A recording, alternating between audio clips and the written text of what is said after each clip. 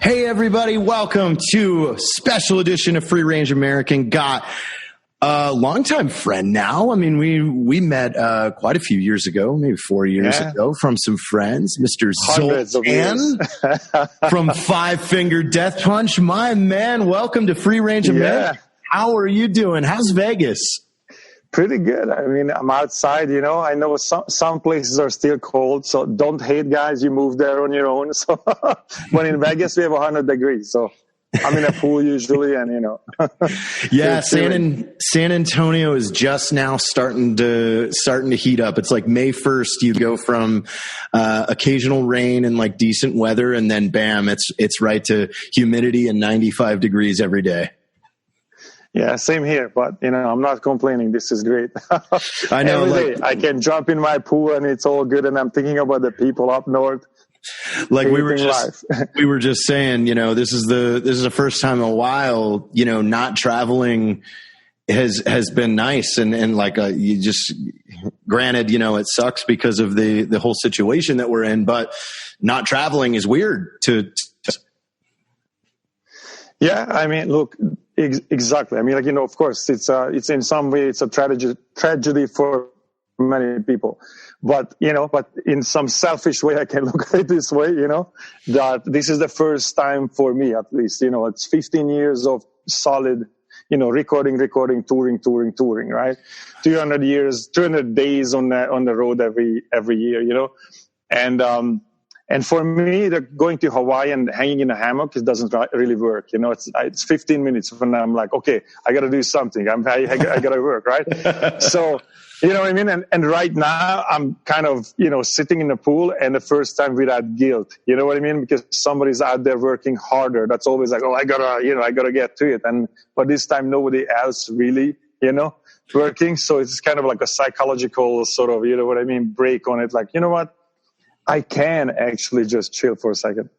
Yeah. And, you know, like, especially for us, you know, we're always, whether it's something with the business, if business development or meetings or meet and greets, or, you know, Matt just had his book release a few months ago over the summer and things like that. It's like, we're always on the road. So we've had these huge ideas that we've been talking about for years, but have never gotten to do because we're just never home long enough to execute them. So yeah, it's like we're finally really like just hard planning in and focusing on some of these things that we've wanted to do for a long time. You know what's going to happen when this is kind of over? Everybody's going to come out, you know, from like bed out of hell. You know, everybody. Yeah. Is going to have a new record, new material, new companies, new whatever, you know. Most people like you know, people like us, you know, usually work even when it's time like this, but, you know. But I mean, we're doing a couple of things. Like we are recording some videos. We did this quarantine theater stuff, right? Where we revisited all of our old videos and just talk about it behind the scenes, sort of. It's a little bit like Mystery Theater 3000, you know. Just three of us sitting in a room. No, that's really funny. Our own videos, right? and kind of make fun of stuff and tell the untold stories of how this happened, what happened. So we did that, and we have like 20-something episodes of that. But, you know, Ivan is recording some crazy stuff right now. He's asking everybody to teach him how to play guitar. And it's not working out. So, and so he called everyone, you know, and everybody's kind of like, okay, dude, your fingers are too short, or, you know, whatever, right? And so he's doing a few episodes of this. Pretty funny, actually. Like the last thing I saw, I think was Head from Korn was trying to show him some riffs, and it's funny as hell. So we're gonna start posting those, you know. That's great. Yeah, because, you know, especially with your guys' old videos and stuff, you guys know all the back end, what went into them, the secrets, the troubles and the things that you face. You know, that's something we've talked about for a while too, going back into some of our videos and almost pop-up videoing them, or going in and explaining, oh man, you know, we almost didn't get this because we lost a camera that day, or somebody accidentally deleted a memory card, things like that. Right, and it's pretty funny because, you know, when you're watching this old stuff, you actually start remembering, like, oh yeah, I remember where all the bodies are buried, and you know what I mean. So all those funny stories are coming back. And, everybody's a fan of mystery theater. So we thought, like, you know what, that's actually the best way to tell the story, kind of making a spoof on mystery theater. So that's how we did it. Oh, I'm excited to see that. So let's get into, kind of your history and stuff like that. It's really interesting. You were a traditionally trained graphic artist, correct? Mm-hmm. Like you went to... That's correct, yes. Yeah. When did that start? How old were you? Where were you living at the time? So, I grew up in Hungary, at the time this was still a communist country. And if anything, we got a pretty heavy duty education, So originally, the first school I went to, I had like 3 math classes every day. They separated people in a very interesting way. They said like, okay, well, you're good at math and sciences, so you're going to go to a special school, or at least a special class that will be focusing on that. Or you're really athletic, so you're going to a class that, or a school that is specialized in that. So they kind of separated us in groups. And so originally I went to school for, I was on a path of being a mathematician, right? Oh, wow. And yeah. So, really, really went a different way with that. Oh yeah. Imagine I threw it all away. Look what happened. So yeah, so I spent, my those years, the first 8 years in school, pretty much science, right? And I was working for an observatorium, you know what I mean? My friends were like professors from the university. That was my group that I was hanging out with. And in the same time, I had, different talents, and I could really draw really well. And so, in an interesting way, that's the hardest part, because when you have talents in various ways, you don't, which way I'm going to go in life, right? So I wanted to play guitar, right? That was another possible goal. So like there was graphic design and art, there was playing guitar, and there was science, right? And when I was about 12 years old, I made my first guitar from a coffee table, literally. Like I had, bits and pieces of parts of you old made guitar. Your first guitar from a coffee table at 12 years old. Right. I mean, think about it. In my country, somebody would make between monthly, let's say monthly salary of a person at the time would be probably like $100. Wow. So for me to get a guitar, that was just not impossible. An option, right? No, it's impossible, right? And so what happened, I found this broken guitar where the neck was intact, so I could take the neck from the guitar and the machine heads, and then I just hit my parents' coffee table with a jigsaw. They were really happy about it. And, and I made a guitar that was an unplayable piece of crap, but it was a guitar. Actually, I was a big fan of Wasp and bands like that. How did you tune it? Or did you tune it? Well, yeah, I had the parts. Like I had the bridge, I had the machine head, so basically I kind of looked at it, how that guitar was originally made. It was a bolt-on neck. So, I managed to put it together. I measured everything, like how far the bridge had to be. It was still a piece of crap, and it was really difficult to do anything with That's still a lot to do when you're 12 years old, Zoltan. Right. I mean, I really wanted to be a guitar player, man. This is a big difference between the East and the West, man. Where in the West, when you want something, you're gonna give me a laundry list of stuff that you need. If you want me to go to the moon, I'm going to need this, and this, and this. Without this laundry list, you can't do it. In the East, we're like, okay, well, I have a broomstick, some gasoline, some gunpowder. We'll make it somehow, right? So we just look at what we have, and then let's do it, right? So that's the East European way, So I made the guitar, right? And it was in a shape of a BC rich warlock. That's how it looked like, I lived on a military base, so I used like the same paint that they paint the tanks with, like military green. It was an impossible instrument to play, but that was my first guitar.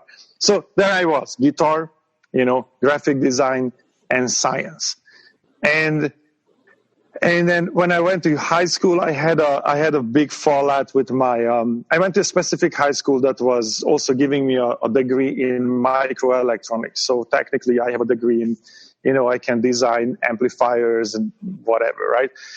And so a bunch of different. It's like it's like a mad scientist is literally just giving all the ingredients to how to make a giant band. All right. You got the guitar. Science. We got math. You've got this electrical engineering degree, where you can understand the engineering behind an amplifier. And right. You're also an artist. Able to design one. Yes, basically. So it was all about, this was the master plan. Bakaru Banzai, man. So, so basically, so I went to that school and I had a massive fallout with my math and science professors, right? Because, this was very specific school as well. I had more math classes than I should have probably.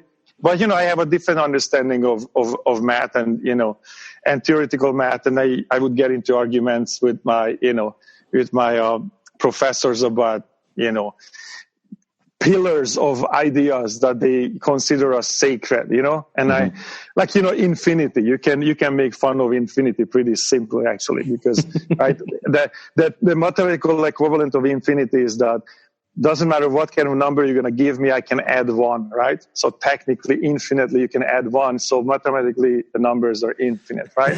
or the physical, that's how they, explain it. So the physical manifestation of infinity is both outward, inward, right? So it's easier to demonstrate the inward one because let's say my hand is a foot away from the screen. I can cut the distance in half and half and half, and eventually, so the number gets smaller and smaller and smaller, but the theory is that every number can be divided by 2 infinitely, right? Yes. So this would never end. So I would say something to my professor, like, that's very cute. Like, okay, my fist is a foot from your face. I'm pretty sure I can punch it, So your infinity just failed. And, I mean, if you're taking the mathematical infinity, I could never reach your face. I'm pretty sure I can demonstrate that I can, right? So we would have these conversations, and that got me almost expelled from, so and kind at this time you're like 15, 16? Yeah, like about 16, 17, right? And that's when I gave up on science. I'm like, fuck this, So, but I was playing guitar and I was also drawing, painting, in the same time. So this is kind of how science sort of went away momentarily, which later in my life I revisited it. I mean, worked for the space industry. Even when the band was already on tour, I had 3 jobs. I had a clothing line, I had a design studio, and I was a consultant for the space industry.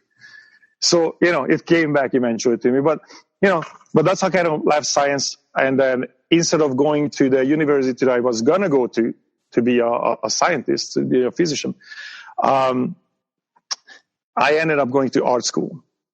And then from art school, I could pick fine art, or we have it, the translation be, I guess, commercial art, and then you kind of, and I was pretty pragmatic by, at the time, and still, that's my way of things. Ivan always calls me Spock because I'm the number guy. What makes sense, man? Is this logical, right? So I looked at it like, look, fine art, I love it, but you will make money when you die. Yeah. Is there a practical application to it? Well, there is, but there's not many contemporary artists who actually make a living. You know what I mean? It's usually when you die, when your paintings are, a volume. Unless you're Banksy. Right. Yeah. Well, like there are a few, there are, like Kuntz and a couple of guys that are making, bank, but that's not necessarily the norm. So I'm like, commercial art, for forever, you're going to need advertising, graphic design, and all that stuff, industrial design. So I went to that school and then I got a degree from there. So I had a microelectronic, degree, like a microelectronic engineering degree, whatever.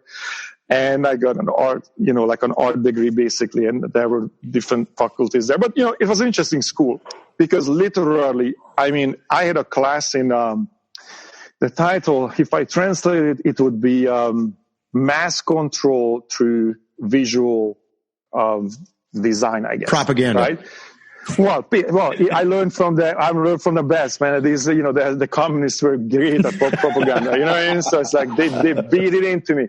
But no, it starts with the most simple stuff, like, okay, a visual communication, like if I show you an arrow, right? I draw an arrow. it's almost everyone in the world knows what that means, right? Yeah, look that way. And so kind of look that way, like, so it gives you a direction. And from there, that's the basic, that's the most simple, visual command. And then it starts breaking down to pretty complicated and pretty sophisticated, messaging, like subliminal, how much, what's your perception time, like how long it takes for you to look at an image and you understand what it is. And, it's basically, there's a scientific formula for this, right? So when you look at our merchandise, then, hey, it's all designed that way. Yeah. I'm just saying, but here's kind of my personal question for this is what, in this time frame, are you guys doing physical drawing and kind of screening and things like that? Or was there computers available that you started learning kind of computer graphic design at the time? What software do they have, or what were you using to do your designing over there then? So this was all hand, so this was pre-computers. This was like, Commodore 64, Commodore 128. And, you've got like a big draft table with a light and you're precisely making a poster. Precisely. Yeah, precisely. Yeah. And then, I was really good at airbrush, so I had a pretty solid skill airbrushing.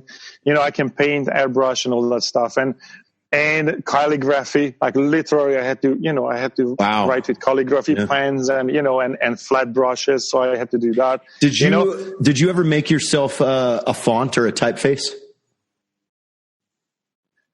Fonts, yeah. I mean, it's interesting, actually, interesting question, because I haven't really done it since, computers exist. But back in the days, obviously I had to paint and design my own fonts. I had a class in that. So basically we had typography class, and it's graded. Like if you go to any kind of university, you have, whatever, subjects, right? This was one of the subjects. Like typography was one of the subjects that I was graded in. And I graduated, everybody has a blue diploma. I got a red one. I was the best of the year. The university gives you one. It's a college, but, gives you one red, diploma. I got that red diploma.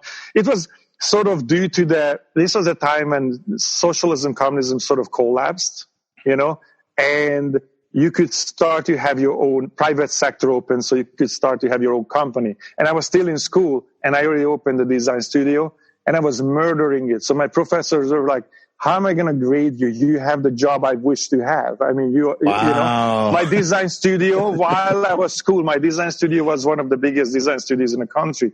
So I was rolling to school with a Mercedes, and I was like, fuck this guy, what the hell? So I went capitalist like that. I'm like, I'm doing this, right? So, and in the same time, obviously I had the band, I had a band in Hungary. So we were playing and touring. And there was this pivotal moment actually in my life when I remember that there was this pretty big band in my country that was playing arenas, right? Very good friends. And, I did a lot of design work for them and whatnot. And so we were very good friends, and I, in some weird way, blackmailed them into taking us on the road, right? So, it's like, oh, if you want this, well, let's talk about it. So, barked out on a couple of business deals, and they took us out on the road, and, so we were playing arenas with these guys. Yeah, but you have something to offer at that point. I mean, you're getting a top-notch designer that's going to be designing. I mean, that's one of the far aside from tickets and touring, a band's income is at that size. Merch. Oh yeah. So. Yeah. So 100%. And I was doing, like I'm 19 years old, 18 years old. I was doing merch already for big bands and whatnot. Right. And in fact, in my country, I was kind of the bridge between the old school guys and the new school guys. Like I knew everyone, like the young new bands, like we were part of that. And the old, it's almost like if you are, let's say in America, it would be the equivalent of, asking Alexandria, but you're also friends with Michael Jackson, even though he's gone now. But you know what I mean? I was that guy. I knew everybody. And so anyway, so we were, so I had access to everything. I was designing arena and stadium shows for people when I was like 20 years old. So I was designing the entire setup, right?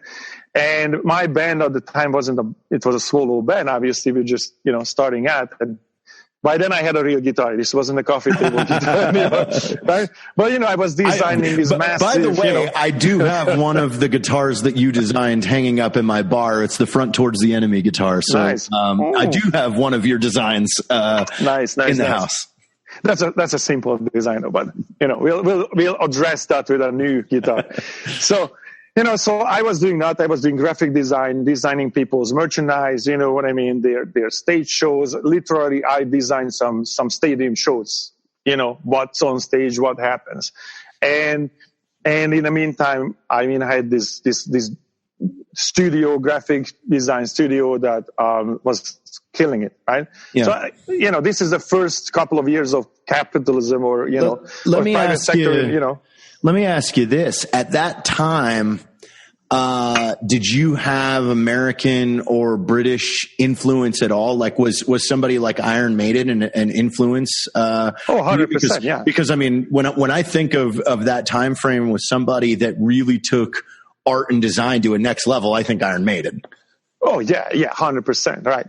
So basically, the way this worked in my country, that all the records, somebody would sneak it into the country, and then they would have these underground, what do you call it? It was a black market, right? So somebody would have the original tape, and they had 100 machines that would copy them, and then we would trade tapes and sell tapes. So this was a big underground. We had everything that you can imagine. I got Metal Hammer magazine always, somebody snuck it in, and so we would all share it. So there was this big underground heavy metal hard rock movement, and especially when I was younger, that was kind of like radio, television. Well, we had one TV channel, so it's like communist propaganda. So they don't, and it only starts at noon. Imagine this: at noon we start TV, and it goes from noon to midnight, and that's it. Monday, no TV. Wow. And so that's it. One TV channel, and then we had 3 radio channels, and it was generally classical music and news and propaganda. So I remember one day they played a couple of AC/DC songs, and the whole country was talking about it. Like, oh my God, there was rock music on radio. But that was it. That's it, right? And so for us, heavy metal and rock music was sort of a rebellion, right? Like, because I had long hair and whatnot, and I remember having this British flag, the Def Leppard shirt that was a British flag. Dude, I was chased by the cops with the fucking billy clubs and shit. Yeah. Because that were ass beat by the cops for that. This is you're explaining a lot of things like literally no American has ever experienced in their life. Like, oh yeah, being chased by the police because you were wearing a British flag on your shirt. That's right. Oh yeah, got to ass beat like correctly. Like we got your ass beat for real. Like these shows would be. A lot of these rock shows would always end with jumping the fence because the police would raid it and get their ass beat. So rock music was not okay, wasn't accepted, wasn't a thing. And the generation before me, the bands would have to submit their lyrics to the government. The government had to read it and approve or disapprove. Imagine that. Like, imagine Iron Maiden sending it, run to the hills. Is it okay? And they were like, what kind of hills you mean by hills? You know what I mean? And you know what? It seems like we touched that road in the mid 90s when the Clintons, when Hillary went after Eminem, specifically. Right. And then it was like, that was a thing for a year, and then it just disappeared, and we've never come back around. I mean, nowadays you've got like Murder on My Mind, where they essentially arrested the guy because they found out the song was about a real murder. It's like, right. But yeah, like you got to. Yeah, I mean, if you think about it, like, okay, I mean, NWA, had some problems and some issues. I mean, there were, bands and, certain groups were targeted before for, for lyrics and for, or body count, Body count was definitely getting some, some heat. So, but for us, it was, it was general. It was the whole country, everyone, no exception. So it wasn't, some, one group, or you know what I mean, or one style of music target. If you're going to write music, you have to get it approved. Yes. Wow. So imagine that, right? And so our generation was just right after when these cars started to fall apart in some way, so we could do whatever, right? But, you know, what I experienced it on my own skin, like how this can go. And as I said, a lot of concerts ended with the cops beating everybody up and we were just jumping the fence. Because the government, police, and, you know, the whole thing is one thing. The totalitarian, that's what it means, being a totalitarian government. It's, you know, it's a code name, socialism or communism, but it's not. It's a dictatorship masquerading as this is for the people, but it's really, you know, it's a totalitarian system. You can't ask questions, you disappear. You know what I mean? So because of that, rock music for me and for my group and my people around me was sort of like the middle finger for the government, the middle finger for that society. I enjoy the fact, like I have long hair and I'm automatically an outcast and automatically, you know, I'm the enemy of the state, and I wanted to be the enemy of the state because I didn't agree with the politics. I didn't agree with, you know, the system and how this just broke down people into basically slaves. You know, that was commissioned slavery. You know? So, you know, and so for me that was like heavy metal was one of the tools that I could. You know what I mean? To me, that outlets. Was both an outlet, a tool, and also the light on the end of the tunnel. My parents were both my parents were in the military, high ranking, you know, and we were clashing since I remember, you know what I mean? And they would be like, kid, you're going to get us arrested, you know, we're going to disappear, because I would be like, oh, fuck this, we're going to burn this shit to the ground when I grew up watching. And that's a real thing back then. It's like it was. Something you do could get them showing up to your house and taking your fuck yes. That was not a joke, no. You know, like, and I hear the anecdotes when my grandfather was arrested. My grandfather was an electric, you know, engineer. And he was working at some power plant and whatnot, and he was whistling a song that was not okay. Because it's not simple. You were listening to the wrong radio stations, like Voice of America was, you know, Voice of America radio stations around the country's border. So we can hear it, but it was illegal to listen to. If somebody catches you, you go into jail. You know, if you possessed let's say $1 bill. This is a famous story in my country. An Olympic boxer had in his glove, there was a $1 bill sawed into his glove, and he won. And then he was saying like it was his lucky dollar because it was in a glove. He got arrested for that. Wow. I mean, it was fucking mind blowing. People can't actually conceive what happened. I mean, for you to buy a car, you go and you put down the money for the car, and then you get a number and say, okay, just watch the newspapers or we send you a letter when the car is ready. 3, 4, 5 years. You can't pick the color. Yeah. You pay for the car and then you wait 3, 4, 5 years. It was like, what in you're explaining your normal life upbringing. Right. These are things people over here cannot even, they can't even conceptualize this. Right. No, and let's say like the Romanians, for example, and the Russians had even worse. So I can't even complain. Like my life in Hungary was way better than the guys in, let's say, Romania. I've been to Romania, you know, and it's wild, man. Man, I mean, like those guys, they couldn't drive. Like they would look at your license plate if it's even or odd number. If it's even number, you can drive on Monday, Wednesday, you know, Friday. If it's an odd number, you can wait Tuesday, Thursday, and Saturday. You get, you know, and you get, like, say, you know, 1 full tank of gas a month. Figure it out. I mean, it was ridiculous. So, you know, back to the music part. I mean, so for me, I was in that time, this transitional time. So immediately I was, first and foremost in my whole life, it was, I was getting ready, you know, like getting ready to get the hell out of there. So by the time I'm 10 years old, I'm talking mad shit to my parents and everyone around me, like, we're going to grow up, burn this shit down. And, you know, first opportunity I get, even if I have to skip the border, which means there's a minefield. So you have to learn how to find mines so you can get out.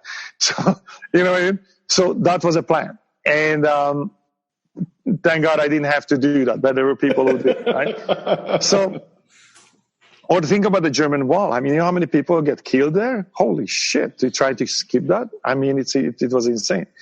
So basically that was the whole thing, that while this was changing, I was there when this was becoming, sort of a post-communist socialist, democratic socialist, or to copy capitalist country happened in this short period of time.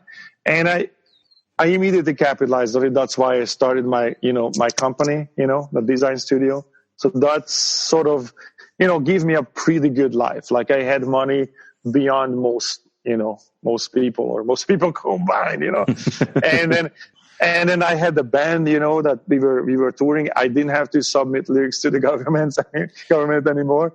So it was a rock band, and then and I also finished my education, because that's true. The education was serious. Like, that was, you can't, like, basics, just geography, right? Like, or I had to know the Constitution of the United States, or what it is about. You know what I mean? And I'm over there, right?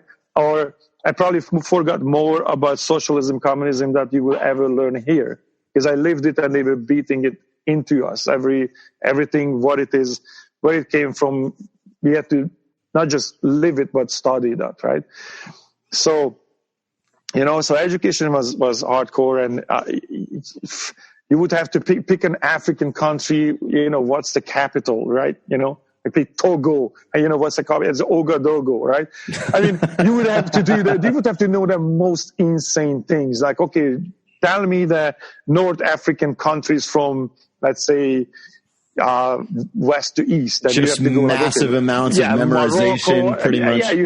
You have to know so much. I mean, so education was good, and I finished it there. So I got all my diplomas and whatnot. And then, but I had this profound moment where I was still sort of, what am I going to do with my life, right? I had the design studio that was making me mad money. At least in that country, I would be considered rich, from the design stuff. Compared to everything else going on. I mean, as I said, like most people were driving these cars made of compressed paper, literally 27 horsepower, called Trabant, two-stroke engine. You had to mix gasoline with oil, motor oil, to put it in the car. And for you to fill it with gas, you have to actually open the hood. And you have to put it directly into the engine. I mean, it's like the gas tank was in the engine compartment. I mean, it was ridiculous. And, I was driving on Benz, so I had a different life already in some way. And, but I was still undecided. Science, music, design. Design was paying me. Science is something interesting. I'm interested and being involved with. And there's the music. And the music is the most, what would I say, the hardest to get to. Yeah, because the design studio proved itself. I'm killing it, right? It's science, scientists are needed all the time, right? Fraction of people make it in the music realm. But yeah. So what do you think I picked? Music. Well, you wanted the challenge. I could have also been a sniper, but I was fired from the sniper team. For what? True story. So I was, when we were, same thing as I told you, like we are kids, 10 years old. Military comes to the school, give us like air power rifles, right? You shoot, they pick out the best couple of kids who are really good. And then they invite you to the military. I lived already on a military base, but I can go to the shooting range and shoot. They teach you basically to shoot, and they can breed you into, like, by the time you're 18, you're a sniper. They're grooming you to do this at a young age. So I got picked, I was good with the slingshot, and so I was going to the shooting range all the time, and old school. We didn't have the rail in, targets. It's like total old school. We have a shooting house with the 3 windows, standing, kneeling, laying down, right? Yeah. So 3 windows. So that's covered. But the target is out in the boonies, and there's a big ass sand hill behind it as a catcher. So that's what catches the bullets, right? And mechanically, you have to walk out there and get your, target and change it. And, I'm a kid sitting there with my bolt action. That's what they gave us. We figured that's the safest for, they're not going to give us more than just Mosin Nagant. It was literally the old school. I don't even know what brand, you're talking about Hungary. It was some Russian, whatever. Soviet, right? yeah. It was a Soviet Mosin Nagant. I probably was a Mosin. That's same weapon used in World War I and World War II. Right. Yeah. It's an old, wood body, the whole 9 yard, right? So I'm shooting with that and I got bored, right?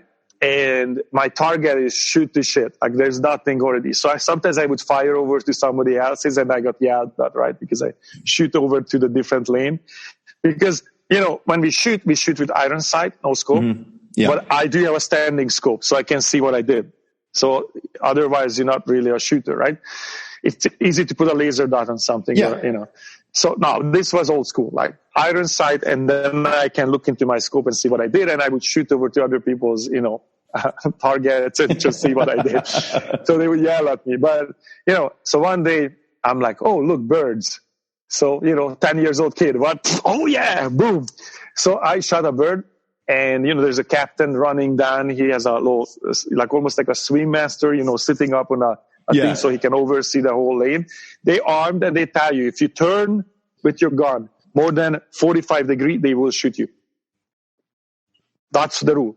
So if I hold my gun, right, and I made a 45-degree turn, that's his job to shoot me. Wow. Yeah, they're not kidding, especially if you're shooting with automatic weapons. Oh, 100%. Because you can mow down the whole, you're not kidding. And you never know in that situation who's ready to just get out of there. Oh, yeah. So, so I'm like with my bolt action, messing around there. And he's running, rip me a new one because I shot a bird. And I'm like, okay.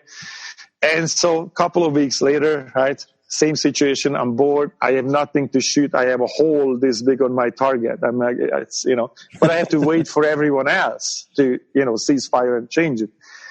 So I'm like, whatever. And, out of a sudden, birds. I'm like, oh, look. I look up. He's not in his little, place. And, okay. Bam. He was on the other side. He's running, screaming at me, right? And I'm like, oh, shit. So he was like, listen, this is a sandhill that catches the bullets, right? But beyond the sandhill, there's a village. Everything that goes up has to come down. So you could possibly kill somebody, right? And me, like 10 years old, fucking big face kid, right? Arrogant prick. I'm looking at him like, And then I go, well, the projectile is in the bird. Man, he literally just grabbed me and yanked me all the way through the thing and he kicked me out. Probably kicked me in the ass as you know what I mean? That is... Fuck, man.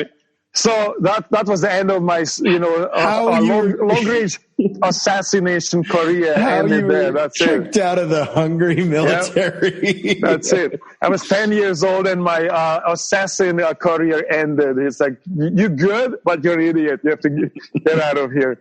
So that was it. So anyway, I still had I still have the guitar, the graphic design, and the science. I'll figure it out. One down. Right. One down. Right. And then, so when we were on this tour, by the way, is it bothering you? What is it? My waterfall just started No, I can't hear it. Perfect. Okay. Good. All right, good. So imagine this. So I had this profound experience where we were touring the country and I was playing an outside sort of arena show in this town that's sort of like like spring break in Florida. Everybody goes there for the summer, right?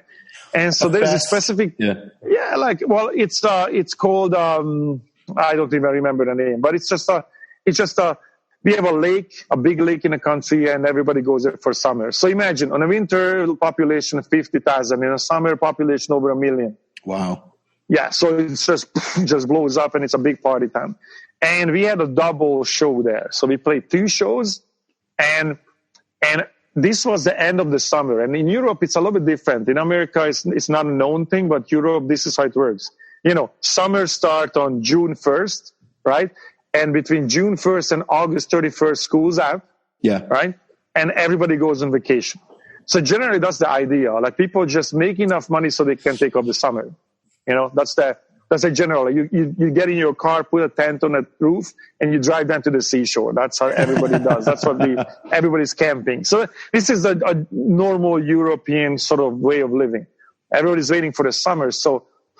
But September 1st comes, you go back to work, you go back to school, right? So basically what happened, we were playing on the very end, the last couple of days of the summer, literally August 30th and 31st. And I was roaming, played the first show, big show, full house. After the show, I'm roaming the town with the band, and there's 1 million people there. The clubs are all outside because they're so huge, lasers. It's a massive party. The whole town is just one big party, right? And then we had one more show. And then I told my band, like, listen, guys, let's stay in town because tomorrow is the last day of the summer. Yeah. So every road will be jam-packed, and it will be, it's just going to be insane. It is going to be, 300 miles of traffic jam, literally, because people are leaving. Everybody's going back. Yeah. Right. So I'm like, you know what? Let's stay here. And then wait it out because our next show is 3 days from now. So we did. And that night I went out in town, and it was completely empty. And, I go into this club that yesterday had 5,000 people ripping down the ceiling. And today there's 100 waiters and waitresses sitting at the bar like this with a beer, kind of have nothing to do. And I'm looking at this, and, the pole dancers just hanging their feet. Nobody's dancing. I'm looking at this, and the whole town is covered with garbage. I'm like, you know what? This is what I never want to see again in my life. I don't want to see a Monday. I don't want to see one of these. If I'm a musician, right? We bring the party. I brought the party. We have the show. It's fucking awesome, right? And then it continues. And it continues. Wherever you go, that's where the summer is. I never want to see Monday. Right. That's what it was. Literally, that's what it was. Like, I never want to see a Monday again. And that's kind of what I decided. Like, you know what? The only thing that can give me this feeling is music. So I, being pragmatic to no end, I'm like, okay, even though the design studio making me the money, and that's what enables me to live this way, I'm going to shut it down. I'm going to shut down the design studio, which will make no sense to anybody. Yeah. But it made sense to me because I'm like, I have to concentrate on nothing but music. So everything else needs to be shut down. And literally went into the studio, and we were in the studio for 1.5 years straight, recording an album. Yeah, it's good, but not good enough. It's not revolutionary. Throw it out. And kept going. I don't think it did record 5, 6 albums at least. Kept throwing it out until we had something that was kind of revolutionary at the time. And so I started to have interest from the West because we would send out, tapes and whatnot. And basically that, a later version of that band, we came out to New York, and we started to, record with various producers and whatnot in New York, got a record deal in America and whatnot. And that's kind of how it, And when happened. did you name it? This thing kind of fell apart, It never came out, so it doesn't even matter what name because nobody would know it. It fell apart. The singer decided to rave, he met with some hippie chick, decided to save the rainforest or whatever the hell. Right? No, I meant when did you name the current band here? And was that an ode I think back? That bunch happened a decade later. Oh, wow. Okay. So you had an interim. This is 90s. We're talking about 90s here. So I'm coming out to America. I'm here. We had a record deal, and, I was recording with a bunch of Jamaican guys and, all kind of crazy stuff, right? It was almost like heavy metal meets, imagine an early Limp Bizkit sort of thing or Kids Rock, but years earlier, you know what I mean? And with a little bit of almost a reggae thing in there, and hard rock, heavy metal meets, hip hop, reggae sort of. Kind of like there's a Puerto Rican band called Puya. That's interesting. Or reggae or rock. right now, Fire from the Gods, one of my favorite bands. You know what I mean? But so this was very, very. I managed the band, so I can drop that. There you go. But it was very interesting, and everybody was interested, and but the band fell apart pretty quickly, and I stayed in America, and I had to learn to speak English. I didn't speak English at the time, and and started from there. I started to work for various companies, comic book. I was drawing comic books for a while. Oh wow! Companies, and yeah. So I was, then I became an artist for massive merchandisers. So between Star Wars, like I was doing merchandise for Star Wars, wow, but also Hello Kitty. I mean, I'm not kidding you. Every spectrum. Every aspect. And then I was working for Disney merchandise, and so I was jumping around merchandising companies, and NASCAR, WWE at the time was WWF, right? Mm-hmm. And WWF, so the Wrestling Federation. I was doing a bunch of these the merch basically, So merch was always easy for me. I understand what works, what doesn't, right? Shirt designs, man. And then I moved, but it was New York City. And then I had enough of New York, because even though I built a couple of different bands and tried, to get somewhere with continue the music. But New York was not, a place for rock music or heavy metal. It was just not happening. It was all, more urban hip hop stuff. And I'm like, let me get the hell out of here. So in 2000, I left New York and I moved to Los Angeles.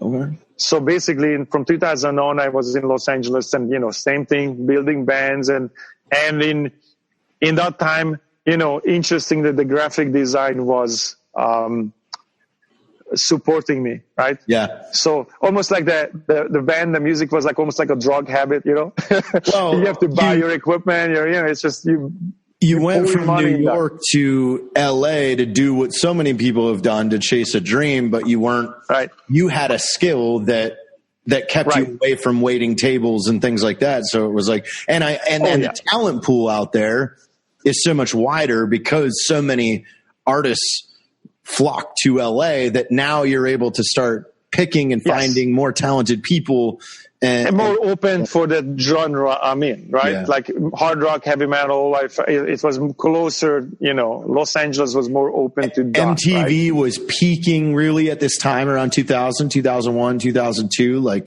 that's when the MTV era was. Then it was shortly after over. Yeah. And then it transitioned to reality TV and then slowly kind of went. Pew. Yeah. But basically I arrived to Los Angeles, and by the time I come to Los Angeles, because I was on a really high level in that merchandising world. Like I was making some mad money for various companies. When you do NASCAR, Star Wars, and all the top accounts, and so I had headhunters all over me all the time. And so when I moved to Los Angeles, it was not, I came here immediately having a 6-figure job. You know what I mean? Yeah. So I was like, and that's very rare for somebody heading out into LA to follow the dream. Yeah. So I arrived with you know what I mean? Like I had a 6-figure job, and I also, this was a time I taught myself, converted from obviously by this time we are computer and digital design, but I started to teach myself 3D animation, 3D design, and everything, web, HTML, all that stuff. So did you get into Blender back then? What I did, Lightwave, I was doing Lightwave and 3D Studio Max. Yeah. So I was doing that, but mostly I was concentrating on the internet, because that was a .com boom, right? That's when it was blowing up. And so I taught myself Flash, Macromedia, and my Photoshop skills were always top notch. So that was always world class. And I was this is when the science came in. So I was inventing technology and I was inventing protocols that go ahead and finish that. I got a really burning question for you. So I was working for, I don't know, who Bill Gross is, but, he's a tech billionaire. And so I was working for, really high-tech companies in that time. And besides doing graphic design and, I became art director in some places and I was also inventing technology that in some ways still to this day, some protocols that I came up with, it's used today, right? So all these affiliate, look, I had a contract, right? Anything I invent belongs to the company. Yeah. Right. So, I invented various protocols that all the affiliate programs were running on, and for example, Flash, yeah. I was pretty good at inventing things. So I was using Flash and I would take its basic capabilities and we're talking about dial-up time. This is like, ADSL, DSL and dial-up. That's what we have, right? And so I figured out various ways that I could play movies that look like a movie, full animations, while you are on a dial-up modem, and it would still play. See what I mean? That was the hardest thing, because how do you load this much data, right? Well, also, back then, like Macromedia, Flash, and Fireworks, like only the most expensive websites were able to do, you're talking Lucas and Star Wars is the only one that had a Flash site back then. Everything else. Right. I mean, they charged like between $80,000 to $300,000 for these websites. I mean, we were fucking killing it, but, I was the guy who, as I said, I was bringing my Photoshop, Illustrator, vector art skills, into. And obviously, since I was in a merchandising business, that's also understanding people's, what grabs your attention, what doesn't, and then comes back the control of mass media, right, from the communists, right? So all this now becoming one, big conspiracy theory. Well, that's what I wanted to ask you is what I got you. What was it like coming from traditional art and then all of a sudden being able to work in a program like Corel or Photoshop or Illustrator and stuff like that? Were you like, this is amazing, I can do so much faster? Yes and no. So for a while, these Corel Draw. Oh my God, I remember that. Yeah, Dayton. Right. So here's the thing. I had the skills. I had the mechanical hand manual skills to do all this. I can airbrush really, really well, So I had all the manual skills, and so I had to wait for the technology to catch up. So for me, these programs were great but limiting. Right? The only thing that I could do better in the computers, like typography, obviously. I don't have to paint my own freaking, Or you remember Letraset? Letraset was this sheet of paper that it has preset letters on it, and you put it on paper and you kind of trace over the top. Trace it over, and then it sticks to the paper. So there was this thing called Letraset. So we would do, but there's also just certain typefaces that they would use. But so typography became much better, obviously, but all the other skills that I had to wait for the technology to catch up. Yeah. So it took some time, even for Photoshop or everything else, to catch up to what I wanted to do, what I could do manually. I had to be able to do that digitally. So it took some time for Adobe and all these companies to, Corel never really caught up, I think they maybe even went out of business because of that.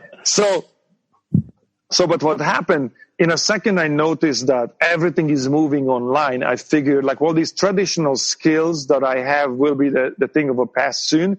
And so I have to convert everything into this digital world. And I do have an advantage because I can do it manually. Yeah. So I'm not looking for learning it on Photoshop or on other programs. It's more like I have to replicate it with the software that I'm going to use, right? And and also I dived into, everything online, because this was a time where, America Online could buy Warner Brothers, because because everything flipped. This was like a massive, transfer of wealth and transfer of power when this online boom was happening. And I was kind of in the middle of that, right? Yeah. And so what I did, after I figured out how to use the original and basic Flash to give you a cinematic experience on a dial-up modem, I became like a sought-after guy. Like, how is this possible? And so I did website and digital presentations for probably everyone, from Sting to Janet Jackson to Slayer. I did all that shit. TV shows, The Shield, X-Men. You name it. I've done all their websites and digital media and all that stuff, right?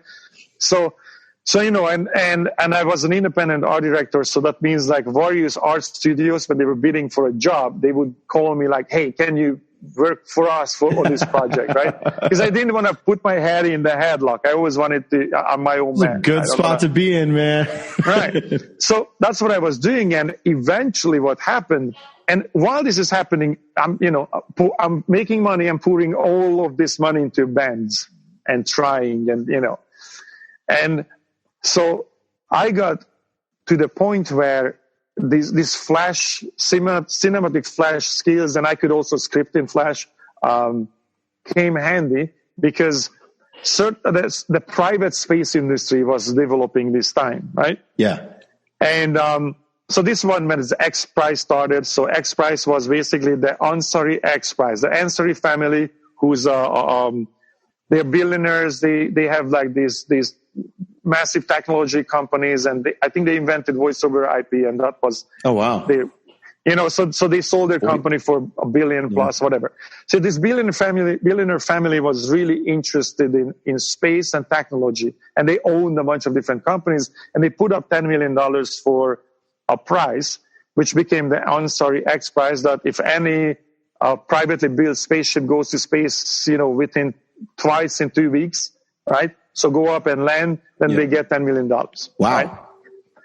So that was developing, and so everybody was competing for that, you know what I mean? So all these companies coming up in this private space, program. I remember talking to Elon Musk's people, and you know what I mean? Because they were trying to launch satellites from international waters and whatnot. But what happened, some of these companies, it's actually started with one specific project that was sort of crowdfunded.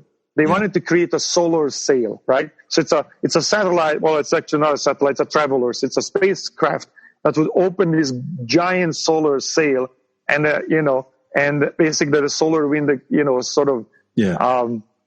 speed it up, and it would be faster than what we can achieve right now with our traditional, rocket technology.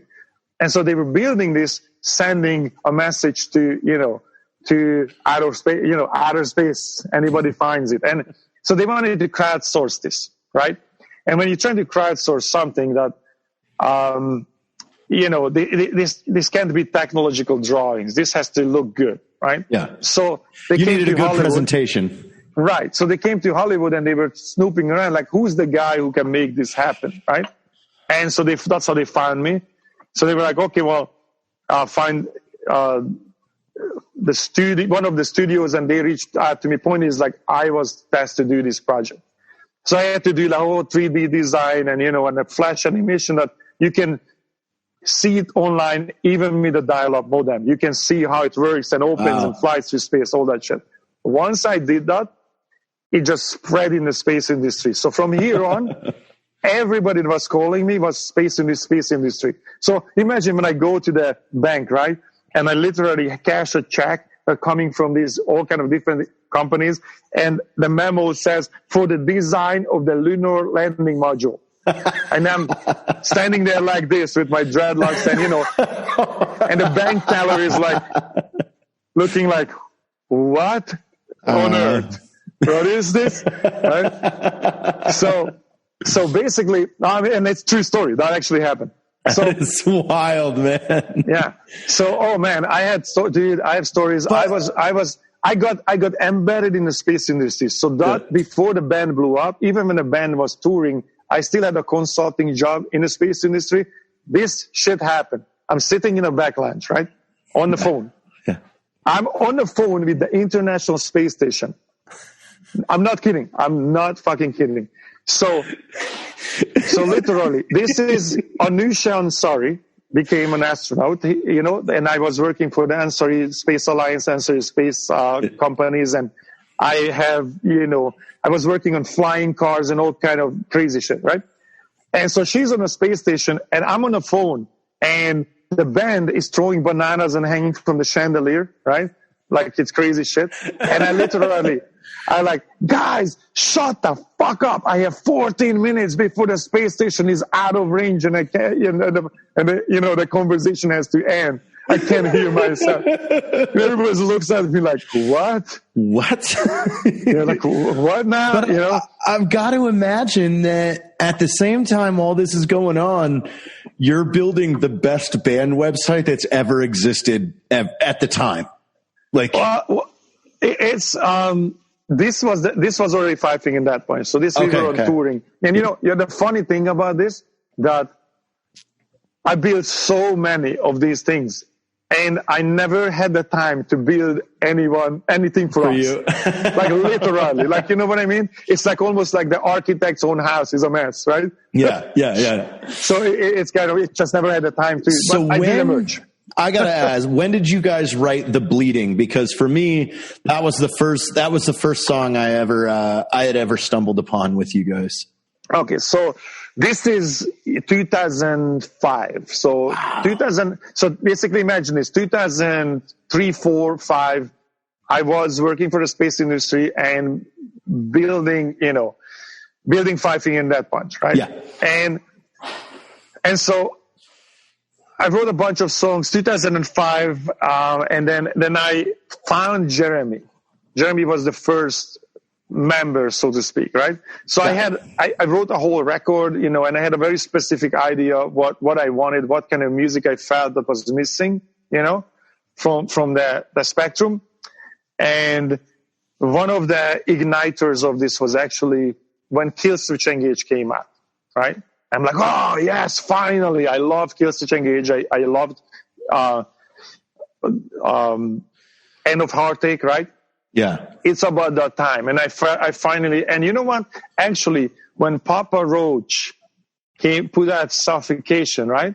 Yeah, that song has almost an Iron Maiden-ish riff in it, and it was on the radio. So to me, it was a moment of rock music, but more like heavy metal, that Euro style stuff that I was into is coming back. Because if you think about it, in the 90s it was all grunge. Yes. After that it was new metal, right?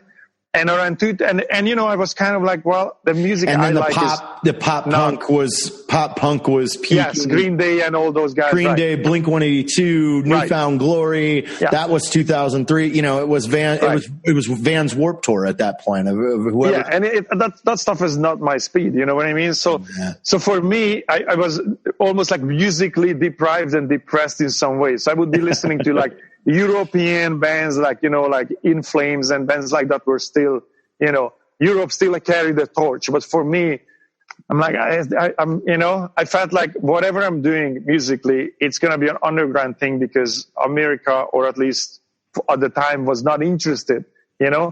And so pop punk and new metal was blazing. But reality is from new metal, right? When Korn and all those bands were coming out, I did like the sound. I thought like, man, these bands sound, because they started down tuned to like B8, these really baritone tune bands. And I thought, man, I like guitar solos. Most of these bands don't play guitar solos. And I like the more European kind of riffage, but the grooves and the sound was ferocious. I mean, I don't know, for example, Limp Bizkit got so much hate.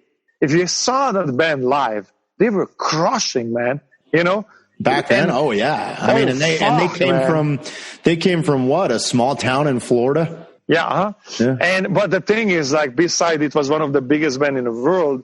I wasn't a fan per se, but I recognize like, fuck man, this thing crushes live, And same with Korn, you know what I mean? I wasn't a Korn fan, so to speak, but Korn was jumping mainstream at the time, and radio play. I mean, there were, later on, there were a couple of records when I was like, holy shit, you know what I mean? But I think Untouchables was the record when I'm like, okay, Mm-hmm. But the sound was special, They sounded like nothing before. And it was due to the grooves and the down tuning, this low tuning, this baritone tuning. And so that was coming, that was raging. And then came a couple of bands from the Boston area, right? And that one of them was Killswitch Engage. And when Killswitch Engage hit, I'm like, okay, there it is. Now, the kind of music I like is back, but I also like the sound of, Limp Bizkit and Korn, and who else was there? I mean, a lot of these guys, Cold Chamber, and Papa Roach was peaking at the time. Yeah, Linkin Park was just like really going. But I was was a fan of their low tune sound, not necessarily the music, right? Tool wasn't tuned that low, but if you take Korn, Cold Chamber, those bands, right? There was this dark, there were a bunch more, but this dark, really down to low sound that I really liked, and I'm like, okay, I like that, and I like that Killswitch Engage is bringing back this Euro kind of vibe, and I was listening to like In Flames and the European bands, and it started to emerge for me like, okay, that thing that I'm hearing it doesn't exist. It's not served. So I'm like, if I have this baritone tuning and the grooves and all that stuff from the new metal era with this very European style of songwriting and construction of music, the harmonies, melodies, how they correlate, then I'm going to have a new sound that is not actually existing right now. So that was kind of the idea of Five Finger Death Punch. Like, okay, I see a hole that right here, there's no band or nothing that I'm aware of, you know? Yeah. So this is a clean path to, that this is not served. So let's marry this super groovy, down-tuned music to European sort of melodies and European style of metal, and let's write songs that have actual choruses, not just rah screaming. So that was kind of thing, and that was the path I set out. Like, okay, I can make this thing happen, right? And I started I wrote a whole record. Then I find Jeremy.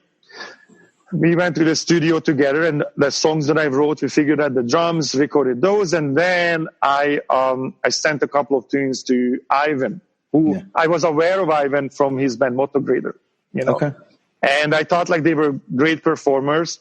Also another band that was really tuned low, And when I saw Ivan, I'm like, man, this guy, he's special, And I met him, the Key Club in Hollywood. Yeah. And so, and then we sort of stopped. It was MySpace was raging. Remember MySpace? Oh yeah. We never thought that this can go away. Well, it went away. No. So MySpace was the king of the universe at the time, right? Yeah, because you couldn't get on Facebook unless you were in college. Right. Yeah. And, but they screwed it up. I think MySpace sort of killed it when they had a top 8. When they took that away and it can be top 40. Dude, nobody has top 40 friends. Yeah. But when it was top 8 and your girlfriend wasn't number 1, you would get a phone call. You're in trouble. But what MySpace did for music then was incredible.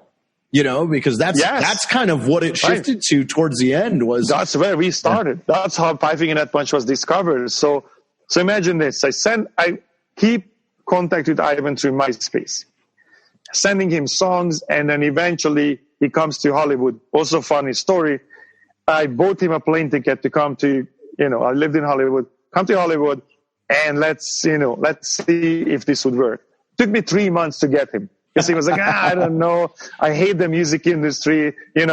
Like we were on a major label and, and we got screwed and I don't like any of this. I hate the business. I just want to sing and I don't want to give a shit about the business part, right? I'm like, listen, if I'm pretty good at business. Yeah. Numbers, business, trust me, everything gonna be okay. All I need you to do is sing, man. Right? And we shook hands on that, believe it or not. And to this day, that's how it works. It's like every time it's something like, Ivan, don't worry about it. I'll figure it out. Just, it will be fine. Sing. So you can be an artist because he's really like that. He wants to be an artist. He doesn't care about any, he's uncorruptible in some way. If you tell him like, Ivan, I give you $1 million if you play this show. If he doesn't like something about it, it doesn't matter what you offer him. He's going to say no. Yeah. If it's not fitting, you know what I mean? If you tell him like, hey, Super Bowl, but you have to lip sync. He ain't doing it. Not going to do it. You know what I mean? Great. So that's who he is. And so I got him to come to Hollywood, right? And he wrote 3 songs on 3 lyrics and melodies to the songs I sent him. And one of them was The Bleeding. Oh, so he shows up. Yeah. So this is 2006, right? So he comes to, Los Angeles. He's a crazy fucking guy, Yeah. I remember I had a megaphone in my car and I pick him up from the airport, right? And this is the first time we actually officially hang out. Pick him up from the airport, grabs the megaphone from my car and yelling at people all the way to my house from the airport. I'm like, holy shit, what am I getting myself into? So he comes to, so in a rehearsal place, he sings the songs and we all knew. I mean, I knew that. Yeah. When you heard that one, were you like, right. Yes. I'm like, this is it. And so this is the funny story. What happens? I'm like, Ivan, this is fantastic. We think you're the guy. Let's go to the studio and let's see how this sound recorded. Because live in a rehearsal studio, it ripped. Let's see how this sounds. He's like, okay.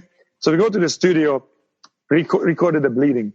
Then we recorded 2 more. And I'm like, Ivan, this is pretty cool. Let's try one of the heavy ones. Like there are a couple of face pillars, like the Way Fist, and a couple of those songs. Let's do a couple of those. I want to see how your screaming sound is. Yeah. Yeah, sure. So we're sitting there, writing the songs, recording them. I'm like, okay, now how about a little bit of these more European melodic ones? Okay, let's try that. And he's not realizing it, but we're like 8 songs, 9 songs into the record. Hey, we have an album. You know what I mean? Right. At this point, he's kind of thinking about joining or not joining the band, but we already have 9 songs recorded. And that's the first time he started to like, man, I mean, I originally came for 3 days and, I kind of have to go home at one point. And I'm like, oh shit, about that. The tickets that I bought you, I mean, since we were busy recording, I kind of canceled and the ticket out. So you're kind of stuck, and he's like, oh shit. I mean, I gotta go home. And I didn't want to tell him that, I easily could buy him I had a 6-figure consulting job, when I'm like, well, money is tight. I have to wait a little bit. That was the best stretch of the truth that you've ever done. Right. Maybe I can buy you a ticket next week. You know what I mean? When a couple of checks. Might as well go to the studio, though, brother. Let's finish this, right? Let's just finish this, right? And then he went somewhere. He did leave. He had one song that wasn't finished, and he left somewhere. And I remember getting this phone call like, hey man, I'm in Atlanta and a stripper robbed me. And I'm like, what? And some stripper stole my wallet. I'm like, man, great start, right? And can you send me another plane ticket? I'm like, this guy's a rock star. I mean, there's nothing you have to make. This shit doesn't happen to everybody but, right? So, bought him another ticket, flew him back to LA, and then we finished the record. And then we had a full album.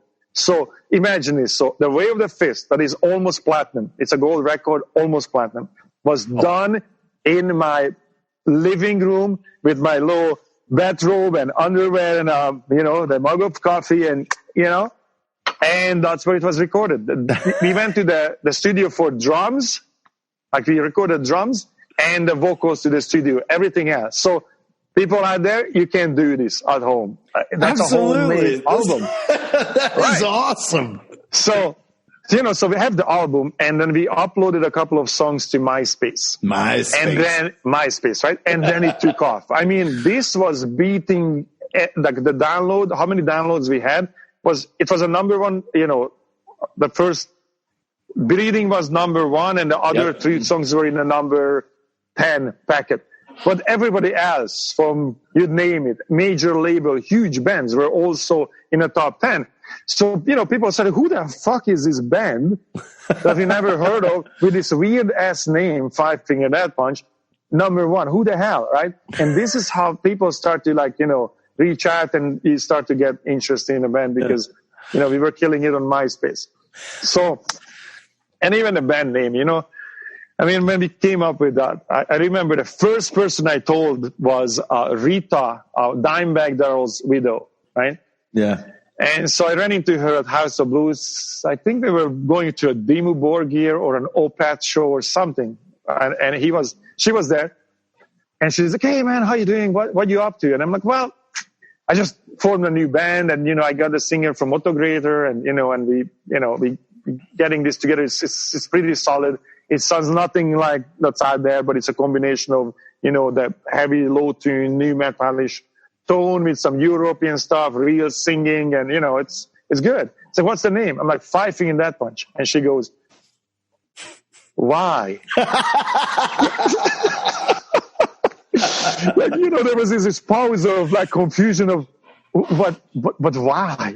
I'm like, well, I mean, all the good names were taken, you know what I mean? I've tried to find a .com. I mean, every .com that makes sense is taken, so that's why. I'm like, look. Well, at that time, you had two options. You're either one word, one syllable, or you're the three words, like as I lay dying. Right. Like, yes, that was the time. Yes, that was the time. Like everybody had these 3 or 4 Red Hot Chili Peppers, as a forward. But the new bands were all exactly that. As I lay dying, or there's 2, 3, 4, 5, word bands basically.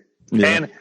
But I thought like, well, it's kind of, we got it from that, Kill Bill. Yeah. I was watching Kill Bill and I'm like, exploding 5, whatever, touch Lotus, whatever the fuck it was, Lotus Punch. I'm like, that sounds weird, but Five Finger Death Punch could work, right? And then I told Ivan, what do you think of this name? And Ivan, I love it. Man, everybody gonna hate this. I love it. Like literally, he immediately like, man, people gonna hate this. I love it. All right? So we're like, okay, then it stays. But guess what? You've got a messaging background in visual arts. You're like, oh, we're gonna make people love this. Mm-hmm. Well, the original imagery was all kung fu, so it was all about kung fu and martial arts, and I'm a big kung fu martial artist and a big fan of martial arts. Yeah, you've been doing Brazilian jiu-jitsu for 10 years. How long? Yeah. Judo. I started judo when I was 10, maybe even younger. So I do that like forever now. And jiu-jitsu, 10 years, kung fu, on and off, 10 years, military combatives and all kinds of things. And that's another thing. It was sort of like that, a tribute to, martial arts. But then the whole thing just took out its own turn, and the brass knuckles, for example, that wasn't something intended. It was a total accident, a design accident, and then it became a thing. So it was just spreading on its own, and then labels and everybody started to talk to us, and that's kind of how this happened. That the band was picked up. And what was your first stadium show that you went out on stage and went, oh shit? I would say probably Download, the first Download, because we were on a main stage. Yeah. We were on a main stage, and this was 10 years ago. We were on a main stage already, and we were the second band on the main stage, Oh. So very early, like 1 p.m. or something like that, right? Mm-hmm. And we were walking toward the stage, and we could hear this Five Finger Death Punch, this chant, but massive chant. And we're like looking at each other like, holy shit, All these people use MySpace? Right. And so we walk out on stage, and there's literally over 100,000 people in front of the stage. Damn. and they chanting, fifing in that punch so loud that you could barely hear over the monitors. Did you just black out and play better than you've ever played before? To me, yes. You know what? A lot of people usually ask me like, well, are you not scared, or you have, stage fright? It's energy. I've never had that. Yeah, to me, it's like more is the better, right? When somebody's, I've done small scale singing and playing and stuff like that, and if people are excited that they're out there, you project more in that performance. Like it's like they're throwing it at you, and you're like, I could do anything. We could go all night.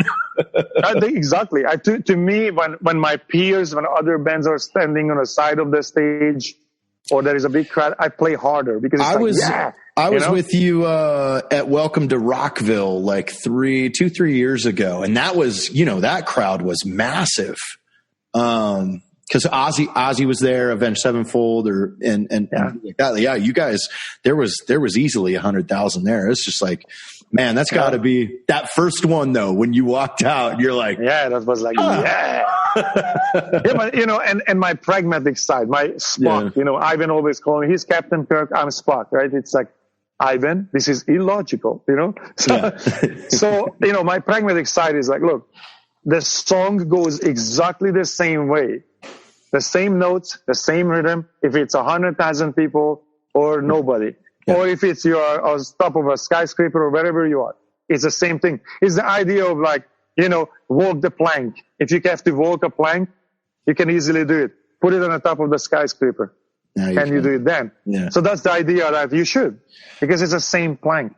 Now, you guys as a whole, for a long time, have done a lot of stuff for and with the military. Where did that come from for you? Mm-hmm. For you, because you're always doing something for the military guys. Right. That was one of the things that brought us together was your guys' involvement with military. So where did that come from?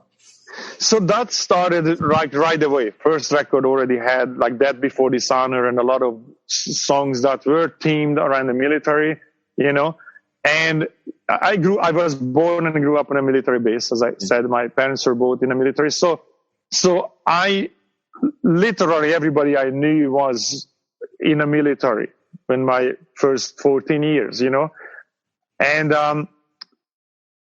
I, even then, I noticed that these are different kind of people. It's a different kind of mindset. Culture. And I was always attracted to this no nonsense, forged, take no step backs, as take no for answer. This whole idea of this militant mindset. And we're not talking about here because obviously that was a communist army, which I completely fucking disagree with. But we're talking about the individual and the individual mindset, not the political background and the question marks of why these guys are sent where and whose benefit of that, but just the individual who's doing that job. The same with police, first responders. It takes a very specific kind of person to do the job. And, we can hug a tree. I have plenty of trees here. We could group hug, right? We can hug a tree all day and pretend that this is utopia, right? It isn't, it isn't. And we have to accept this, that just imagine if the police decided, I'm not going to go to work for 1 week, every police officer. Yeah. This would be like the fucking, what's that movie? The Mad Max. Not even Mad Max, the Purge. The Purge, you know what I mean? It would be a purge like in 2 days. So just from that alone, you have to accept this idea that we made laws, right? We made laws as a society, so you can live your life in a relative safety, and you can hold on to your property. And there's a constitution, there's a way of life that we figured out artificially, so we don't just steal each other's wives with a billy club or each other's property. So we can be civilized. Yeah. But somebody has to uphold that law. Somebody has to uphold the rules. So it's like, if you don't like the rules, talk to your government. Don't fuck with a police officer whose job is just to enforce what he was told to enforce, right? Yeah. And so, so I recognize that these are the lost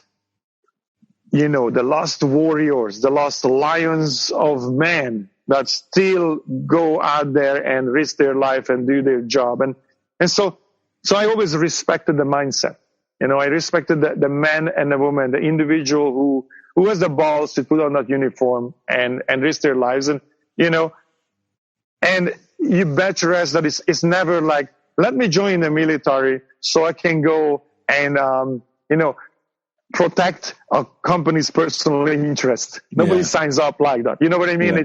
These guys didn't sign up for that. They sign up for the right reasons most of the time, and they believe in something, and I respect that. And the rest of my band respects that. So this is something we all agree on, and so these lyrics and this lyrical content was already in there in the first record.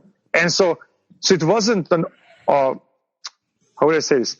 We just, start touring and we were playing these songs and the military guys start to show up. Gravitating. Yeah. So they this is, like the attraction of obviously who's going to be attracted to the kind of attitude and lyrics and who we are, who's going to be attracted to that, the rough guys. Yeah. Right. And we always get this, from the haters, right? Like, oh, the bro metal, military metal, this is for gym, the gym guys, the gym bros. Yeah. And I'm like, dude, I go to the gym, and what's the problem with that? And, and if she's like, oh, these are the rough gym guys. All right. Well, okay. I can just beat the shit out of you. And what you're going to do? Call the police that you hate. Right? I mean, we can settle this. I can just kick the dog shit out of you. And you can't, you can't call the police, dumbass, because you hate the police, don't you? So shut fuck up. What are you going to do if I grab your head and bang it against the fire hydrant as many times as necessary? What are you going to do? What are you going to do? Blog about it? Yeah. Blog about, yeah, okay, cool. Write a poem. You know what I mean? Right. Blog about write your PhD about it. What are you going to do? No, you're going to call the police, right? The police that you disrespect. Yeah, exactly. Right? It's been great. You guys spearheaded the Home Depot home deployment project. You guys were a huge part in kicking that off, and that was placing homeless vets in right. shelters and homes and things like that. There's the Raiders project. That's for the Marine Raiders. Yep, so the Raider founding members is there. I'm a board member. VETPA is the Veterans Empowered to Protect African Wildlife. So these guys are military vets who are protecting literally wildlife that is in danger of extinction, elephants, rhinos, in Africa. Yeah. Right? So I'm actually a board member there, and I go to Africa 3-4 times a year, with those guys, and they have various bases there. So, but this thing all came organically, Yeah. It came organically because we just said what we thought. And then this was the attraction of the guys. These guys were attracted to the band and the message or attitude. We were always outspoken about it. You know what I mean? Like today, it's almost unfashionable right now, or lately it's about the police, right? It's unfashionable, to be friendly with the police. Actually, I was at the police station today. I was donating them O3 generators that can disinfect their facilities and and their cars and whatnot. And so we don't care because this is what I believe in. I don't give a shit about some like you can go back to the fire hydrant if it's necessary, but I don't care what anybody has to say. I believe in this, and so I'm doing it.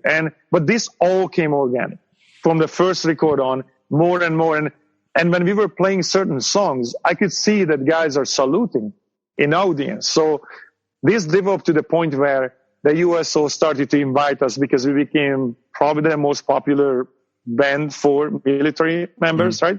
Yeah. And then we started to do a USO tour. So we went to Iraq in the middle of the, which could be a whole new podcast, what happened there. Because we were there, we were shot at in the whole 9 yards. Right? Oh, you get to come back whenever you want, I promise. So there were plenty of subject matters there, man, when we were, taxiing around with, the Black Hawks. And I mean, it was an incredible experience, but, we were playing there. A bunch of shows. We went back, Kuwait a couple of times, all the Pacific Rim bases. So for a while, if the band didn't have a show for a month, that didn't mean that you look at your or tour dates. That didn't mean that we didn't have a show. It meant we were probably in a military base somewhere. Yeah. So we were all over the country playing in military bases, going to military hospitals. I mean, we were doing that. And then they just got bigger really, and bigger and bigger. You guys have an all around awesome group of guys. You know, when I first met you guys, you know, I met everybody at once, and it was like every dude in your team was inviting, super nice, super polite. Like it was like, I didn't feel awkward. Like, hi, one of them knows me. It was like, hey, come on in. Hey, do you need anything? It was like every one of your guys is one of the nicest people I've met.